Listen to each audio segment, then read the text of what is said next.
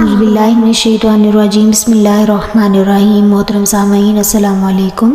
اللہ تعالیٰ قرآن پاک میں سورہ قیامہ میں فرماتے ہیں، بلکہ انسان خود ہی اپنے آپ کو خوب جانتا ہے، چاہے وہ کتنی ہی معذرتیں پیش کرے۔ انسان کا نامہ اعمال اس کے سامنے رکھنے کی غرض در حقیقت یہ نہیں ہے کہ مجرم کو اس کا جرم بتایا جائے، بلکہ ایسا کرنا اس لیے ضروری ہے کہ انصاف کے تقاضے برسر عدالت جرم کا ثبوت پیش کیے بغیر پورے نہیں ہوتے، ورنہ ہر انسان خوب جانتا ہے کہ وہ خود کیا ہے۔ اپنے آپ کو جاننے کے لیے وہ اس چیز کا محتاج نہیں ہے کہ کوئی دوسرا بتائے کہ وہ کیا ہے۔ ایک جھوٹا پوری دنیا کو تو دھوکہ دے سکتا ہے، لیکن اسے خود پتہ ہے کہ وہ جھوٹ بول رہا ہے۔ ایک چور چوری کرنے کے بعد لاکھ ہیلے بہانے کرتا ہے اپنی چوری کو چھپانے کے لیے، لیکن اپنے نفس کو یہ بات پتہ ہوتی ہے کہ اس نے چوری کی ہے، اس کا ضمیر اس سے بے خبر نہیں ہوتا۔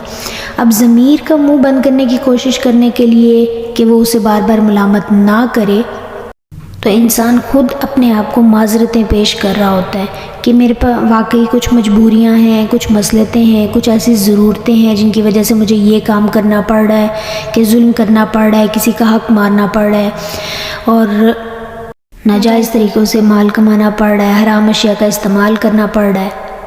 یہی چیز اللہ تعالیٰ ہمیں سمجھانا چاہ رہے ہیں کہ انسان اپنے آپ کو بہت اچھے سے جانتا ہے اور اپنی ہر برائی کو چھپانے کے لیے وہ معذرتیں پیش کرتا ہے۔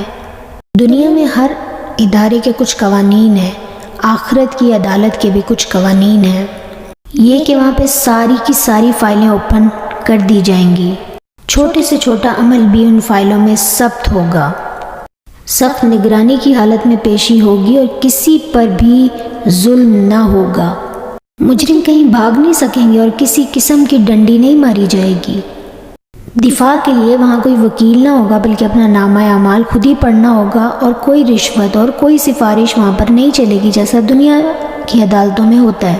جس نے جرم کیا ہوگا وہی پکڑا جائے گا، یہ نہیں کہ ایک جیسے ناموں کی وجہ سے کسی اور کو پکڑ لیا جائے اور فیصلہ ہاتھ میں تھما دیا جائے گا کہ پڑھ لو اپنا فیصلہ خود ہی۔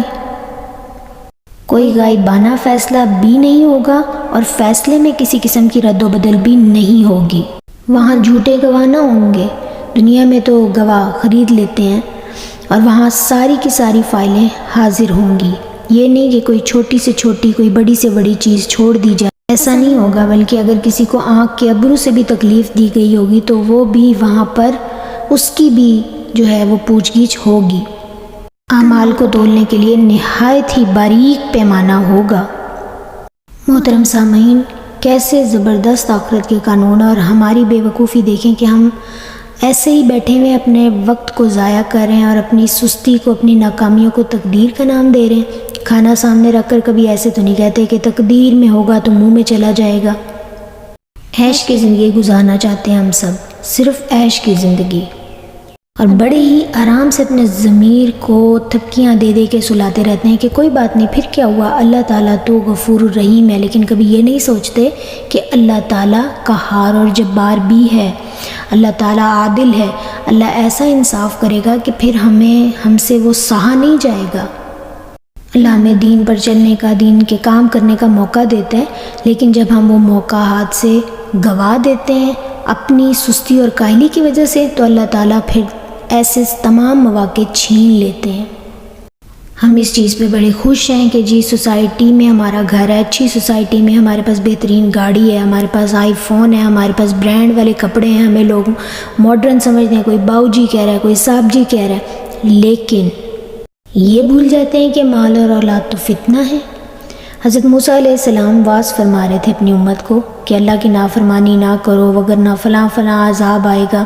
ایک شخص کھڑا ہوتا ہے، کہتا ہے کہ میں تو جیسے جیسے نافرمانیاں کر رہا ہوں اللہ تعالیٰ کی نعمتیں تو بڑھتی چلی جا رہی ہیں، مال بھی بڑھ رہا ہے، اولادیں بھی بڑھ رہی ہیں، مویشی بھی بڑھ رہی ہیں، تو سزا کہے گی۔ موسیٰ علیہ السلام کو طور پر چلے گئے، اللہ تعالیٰ سے پوچھا کہ اللہ میں گناہوں کی نحوست سے اور عذاب سے لوگوں کو ڈرا رہا تھا کہ اللہ کی نافرمانی کرو گے تو یہ عذاب آئے گا، اور ایسی ایسی عذاب کی صورتیں اور یہ انداز ہیں۔ تو ایک شخص جو ہے وہ اٹھا اور اس نے مجھے تو یہ کہا کہ میں تو نافرمانی کرتا ہوں اور میرے پاس تو اور آتا ہے۔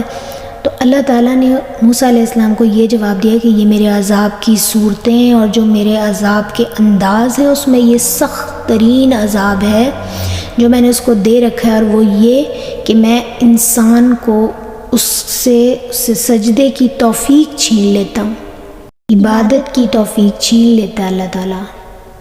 انسان کو حکم تھا کہ اپنے نفس کی پرستش نہ کرو، نفس کو مارو، مگر افسوس اپنے ضمیر کو ہی مار دیا۔ جب ضمیر ملامت کرنا چھوڑ دے تو سمجھ لو کہ اب انسانیت ختم ہو گئی ہے۔ افسوس کہ بے حسی کے ایسے دور میں جی رہے ہیں ہم صاحب، جہاں ضمیر نہیں کانپتے، زمین کانپ جاتی ہے۔ اگر ہمیں آخرت کی عدالت میں سرخرو ہونا ہے تو ہمیں اپنے نفس لوامہ کو جگانا ہوگا، جسے ہم نے تھپکیاں دے دے کے، لوریاں دے دے کے سلایا ہوا ہے۔ ضمیر جاگ ہی جاتا ہے اگر زندہ ہو اقبال، کبھی گناہ سے پہلے تو کبھی گناہ کے بعد۔